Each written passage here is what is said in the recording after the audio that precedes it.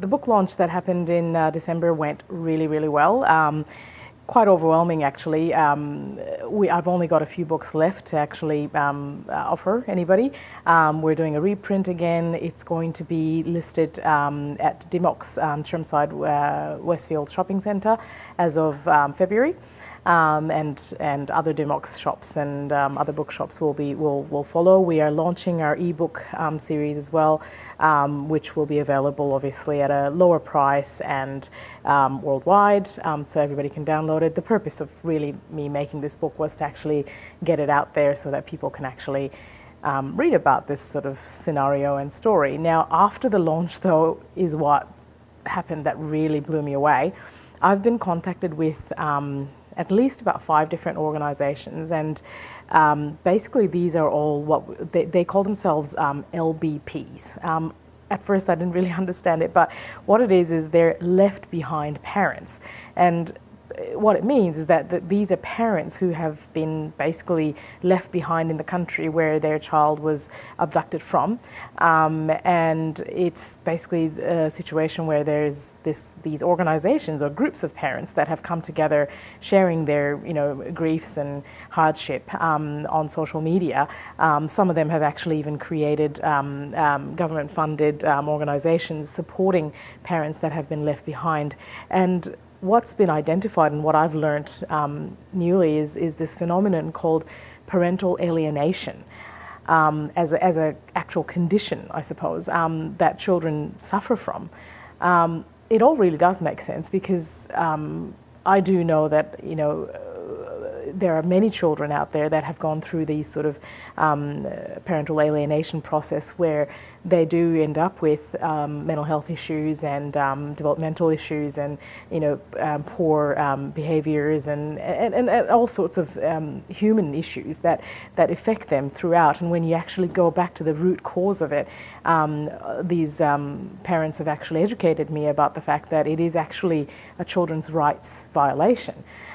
So we started talking, and what we've come to know is that it's not as simple as just a country just signing a Hague Convention. It goes into politics and money and the legal system and so forth. And it was really shocking to hear these stories, especially about the Indian government, which, I can't. My dream is to get the world to sign the Hague Convention and each country to change their constitution so it's actually a situation where all children of the world are guaranteed safety from this crime of parental alienation. But that's too big of a goal. So I guess if we concentrate on just, say, India, one of the groups I'm involved in have told me about the fact that there's over 1,000 children just from America being taken away by one parent to India and are not returned on an annual basis. And these parents are left behind, the children are completely alienated from the other parents, and their lives are ruined. Not only the left behind parents' lives, but really the children's lives, because they're the ones that are being affected the most. The reasons, I thought that perhaps it was just a cultural thing that India wasn't signing the Hague Convention and so forth. It really shook me when I understood, I've had some hundreds of conversations with many left behind parents, all very affluent parents. They're doctors, they're solicitors, they're architects, engineers. These are all parents, and from their studies, what they've realized is that there's a whole bunch of lawyers in India, let's say, that obviously as left behind parents we need to engage to actually try to fight the case in India. And what's been alleged is that these lawyers are actually basically sort of encouraging politicians not to really engage in signing the Hague Convention because they will essentially lose business. So when that information came across to me, and some of the names that I've heard are the people that I've actually engaged when I was trying to get my daughter back, and there's this commonality between the people that are sort of helping in this process, it really killed me inside. And what I need to do really is to get this situation out in the open.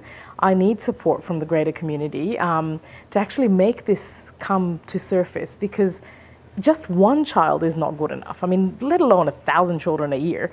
In Australia, we don't even know how many, because I've contacted the Attorney General, and they actually don't have a list of children that have been taken to India or any other country.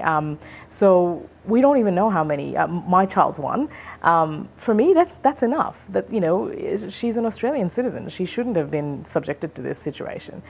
So what do we do about it? So I guess the conversations that we had is we can't really, you know, we don't have the power to change politicians and their point of view. We probably don't have enough money to do that. The way to change politicians and change policy, really, there's two ways of doing it. It's either one is to actually challenge them in the International Court of Law, which I guess through my other activities, I've got contacts with great human rights solicitors and barristers and QCs who I'm sort of liaising with to see if that's an option. But the other option that a lot of the parents really want to do, and that's one of the reasons I'm doing this video today, is make it visual and see if there's anybody that would be willing to take this project up as either a documentary or a motion picture. So we're basically looking for producers and directors and cinematographers and filmmakers basically who would like to take this on board.